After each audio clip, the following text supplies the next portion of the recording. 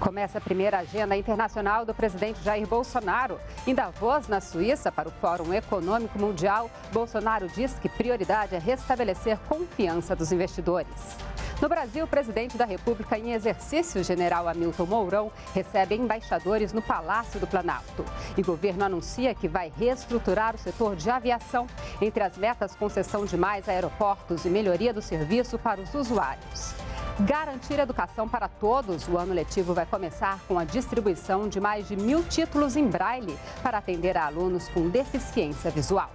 Essas e outras notícias você acompanha agora. E para participar, basta acessar o Bate-Papo ao vivo no YouTube ou usar a hashtag TVNBR nas redes sociais. O Repórter NBR começa agora.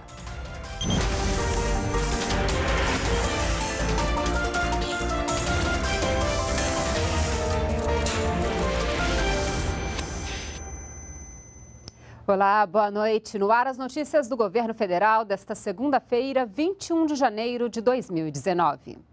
O presidente Jair Bolsonaro chegou hoje a Davos, na Suíça, para participar do Fórum Econômico Mundial. Essa é a primeira viagem internacional do presidente, que quer mostrar ao mundo um novo Brasil. O fórum começa amanhã e a equipe da TVNBR já está lá para acompanhar. Restabelecer a confiança dos investidores estrangeiros no Brasil. Esse é o discurso que o presidente Jair Bolsonaro vai defender no Fórum Econômico Mundial em Davos, na Suíça. E ele falou com a imprensa ao chegar no hotel onde está hospedado, aqui em Davos.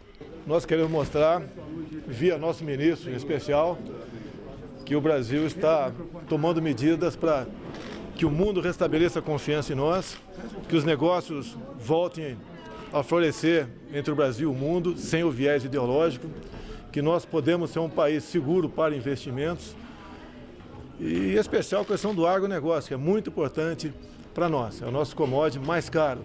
Queremos ampliar esse tipo de comércio. E, para isso, estamos aqui para mostrar para eles que o Brasil mudou. Ainda na entrevista, Jair Bolsonaro disse que o seu discurso durante o fórum vai ser bem objetivo. O discurso que foi elaborado em conjunto com toda a sua equipe de ministros. É um discurso muito curto, tá? Objetivo, claro, foi feito e corrigido, né, vamos assim dizer, por vários ministros, para que nós dessemos um recado mais amplo possível de novo Brasil que se apresenta com a nossa chegada ao poder. Sobre privatizações, Jair Bolsonaro disse que esse tema será tratado pelo ministro da Economia. A gente não vai anunciar particularidades, nada tocante a isso. A agenda está com o nosso chefe da Economia, o Paulo Guedes. Está bastante detalhado um processo nesse sentido e ele vai anunciar a partir do momento que tiver certeza que faremos boas privatizações. O Fórum Econômico Mundial reúne lideranças empresariais, lideranças políticas e também da sociedade civil de todo o mundo. O evento começa nesta terça-feira e segue até sexta-feira em Davos, na Suíça. Nele, líderes mundiais discutem a construção de uma agenda econômica global, regional e industrial comum. De Davos, na Suíça, Daniele Popov. Também na chegada, questionado sobre a crise na Venezuela, o presidente Jair Bolsonaro afirmou esperar que o governo do país mude rapidamente. E a gente continua falando sobre o Fórum Econômico Mundial, que foi fundado em 1971. O Fórum é uma organização internacional independente de cooperação público-privada e sem fins lucrativos. Reúne a cada ano em Davos empresários, líderes políticos, cientistas, jornalistas e representantes da sociedade civil. O Fórum Econômico Mundial funciona como se fosse uma grande mesa de negociação, em que as partes se colocam interessadas em investir ou receber investimentos das mais diversas áreas. E também serve para os governos mostrarem propostas e diretrizes. Os encontros são realizados uma vez por ano em Davos, uma estação de esqui localizada nos Alpes suíços, a cerca de 150 quilômetros da cidade de Zurique. De acordo com o professor de economia da Universidade de Brasília, Roberto Ellery, o fórum é uma oportunidade para empresários conversarem com governantes. O Fórum Econômico é uma organização, é um fórum, não é, composto por grandes empresas do mundo inteiro que bancam esse fórum e que discutem problemas do mundo todo. É um ambiente em que esses grandes atores da economia global, digamos assim, empresários que decidem fluxos de capital, eles têm para conversar e tirar dúvidas, né? Quer dizer, às vezes você tem muita dúvida sobre o que está acontecendo no mundo, é uma boa oportunidade porque almoça junto, porque faz um seminário, vê o seminário. Então, é uma boa oportunidade. É um lugar um pouco isolado, a cidade lá, né, Davos, na Suíça, é um lugar meio tranquilo, que provavelmente mais que dobra a população é pequenininha, para esse evento e passa a ser tomada pelo evento. Então, essa é uma coisa de alto nível, mas com pessoas importantes. Isso que eu acho que é a marca do fórum. It's a special year. O Fórum Econômico Mundial passou a receber chefes de Estado e de governo a partir de 1974. Foi determinante na resolução de conflitos, como em 1988, quando intermediou a declaração de Davos entre Turquia e Grécia, evitando uma guerra entre os dois países.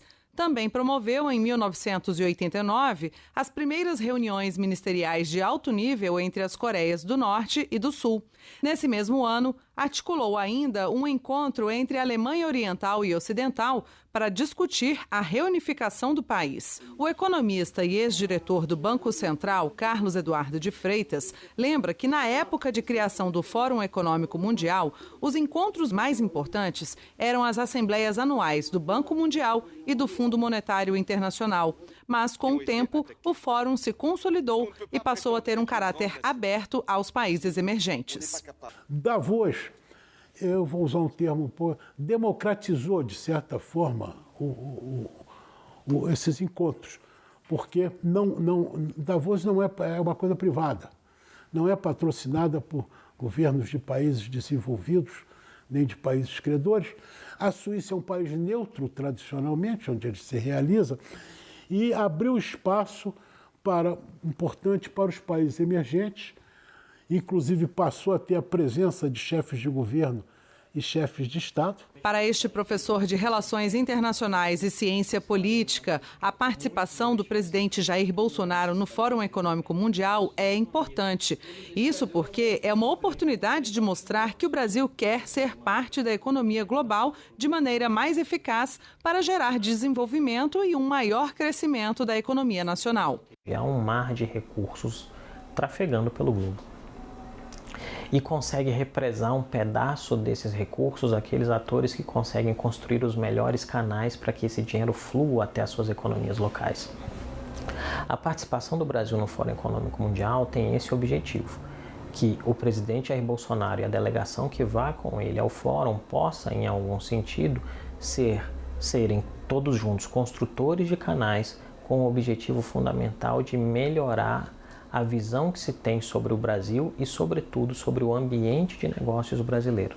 Além do presidente Jair Bolsonaro, a comitiva brasileira conta com as presenças de integrantes de ministros como da Economia Paulo Guedes, da Justiça e Segurança Pública Sérgio Moro e das Relações Exteriores Ernesto Araújo. São esperadas aqui em Davos aproximadamente 3.000 pessoas para participar do fórum, que será realizado entre os dias 22 e 25 de janeiro, em pleno inverno europeu.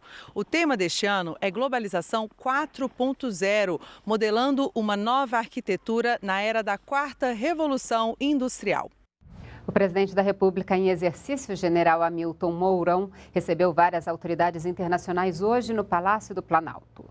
Uma das reuniões foi com o embaixador da Alemanha. O país é o principal parceiro comercial do Brasil na Europa e o quarto no mundo. Em conversa com a imprensa, o embaixador alemão falou sobre o acordo entre Mercosul e União Europeia e disse que os dois blocos têm interesse em concluir as negociações para livre comércio. De acordo com ele, outro tópico da reunião foram as parcerias na área de meio ambiente. Nós temos uma cooperação forte. Cooperação forte indica que o portfólio da cooperação brasileira-alemã tem um valor de 1,5 bilhões de euros, 6 bilhões de reais. Então é dinheiro para o Fundo Amazônia, para o VLT na Rio de Janeiro, para a metro em Bahia, para projetos de lixo sólido, para projetos como Eletrosul, geração e distribuição de energia elétrica.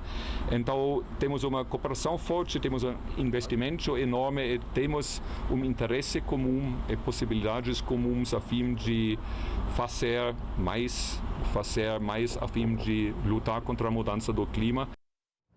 O governo anunciou que vai reestruturar o setor de aviação no Brasil. Nos planos, a concessão de mais aeroportos e, com isso, a redução da participação do Estado. O anúncio foi feito durante a inauguração de um novo terminal em Guarulhos, São Paulo. O governo anunciou que quer reestruturar os aeroportos brasileiros. A ideia é conceder mais terminais à iniciativa privada e desburocratizar o setor. Em São Paulo, durante a inauguração do novo terminal de aviação geral em Guarulhos, o secretário nacional de Aviação Civil anunciou a intenção de extinguir a estatal Infraero, após a concessão, nos próximos 2 anos, de todos os aeroportos. A Infraero é um assunto que nós estamos tratando com bastante cuidado, com bastante cautela, bastante responsabilidade com os funcionários. Ao final de todo esse processo, que é um processo longo, ao final de todo esse processo a empresa tende a ser extinta, né? E aí teremos todo um tratamento especial para com os seus funcionários. Isso está em discussão no governo federal. Essa discussão envolve a Secretaria de Aviação Civil, a Secretaria das Estatais, do Ministério da Economia. Então tudo isso vai ser comunicado de maneira muito transparente, vai ser levado aos funcionários de maneira muito transparente. Entre os aeroportos que devem ser leiloados este ano estão Recife, Maceió e Aracaju, na região Nordeste, e Cuiabá, no Centro-Oeste. Em seguida, devem ser concedidos à iniciativa privada os terminais de Congonhas, em São Paulo, e Santos Dumont, no Rio de Janeiro. A proposta é, como a gente já vem fazendo nos últimos anos, reduzir o tamanho do Estado, reduzir a participação estatal no setor de aviação civil, no setor aeroportuário, porque nós entendemos que o mercado tem total capacidade e total interesse de absorver essa demanda. Estamos estimando a 6ª e 7ª rodada investimentos da ordem de 8,8 bilhões de reais, e tudo isso será feito com um recurso privado, não terá investimento de recurso público, porque nós entendemos que o mercado tem apetite, tem fôlego, tem interesse e há como esses investimentos serem feitos pela iniciativa privada. O novo terminal de aviação geral em Guarulhos, inaugurado nesta segunda-feira, vai oferecer uma infraestrutura diferenciada para receber passageiros, seguindo a tendência dos maiores aeroportos mundiais.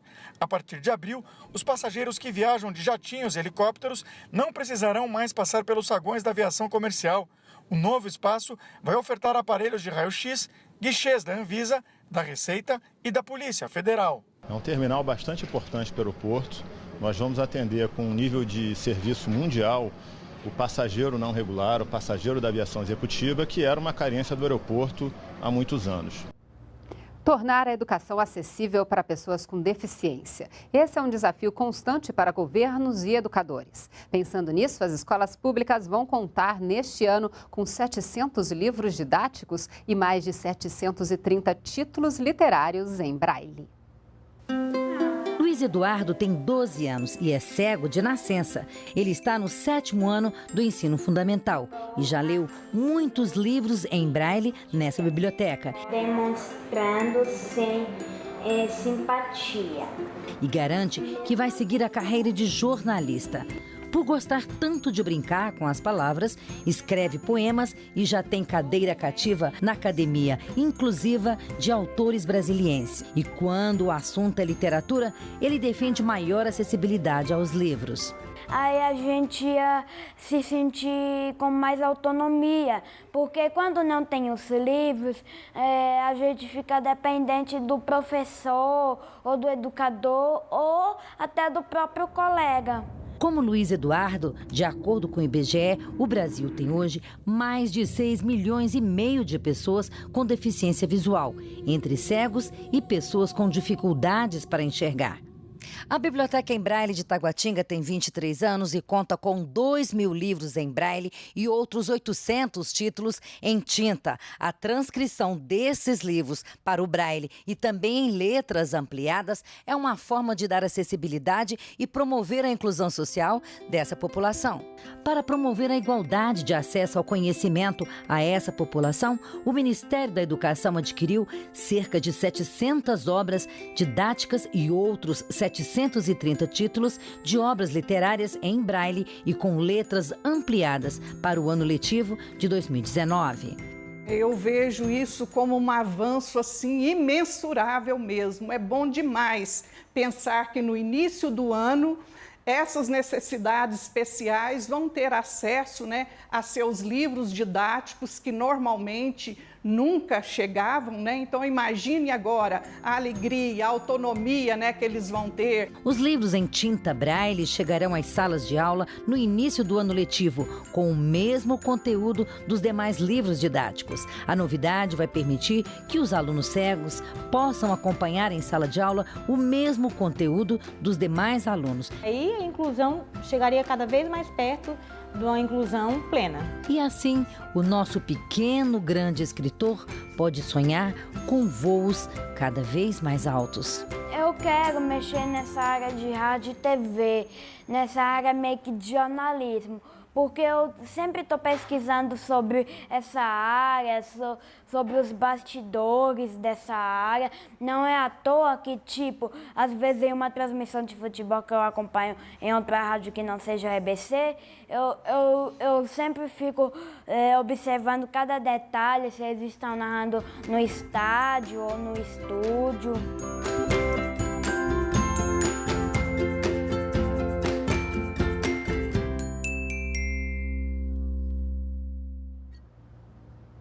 O material será distribuído também em formato EPUB 3, tecnologia que permite a produção de livros digitais com a possibilidade de inclusão de vídeos, áudios e autodescrição.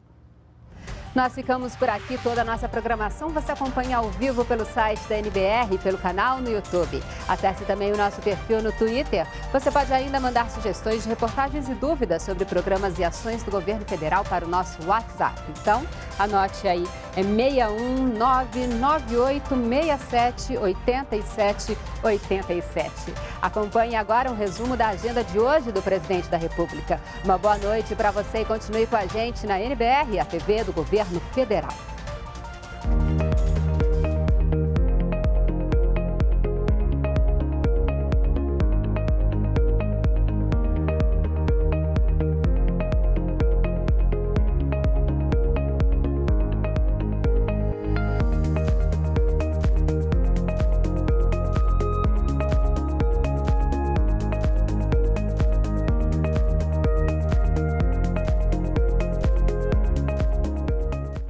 Estamos aqui para mostrar para eles que o Brasil mudou.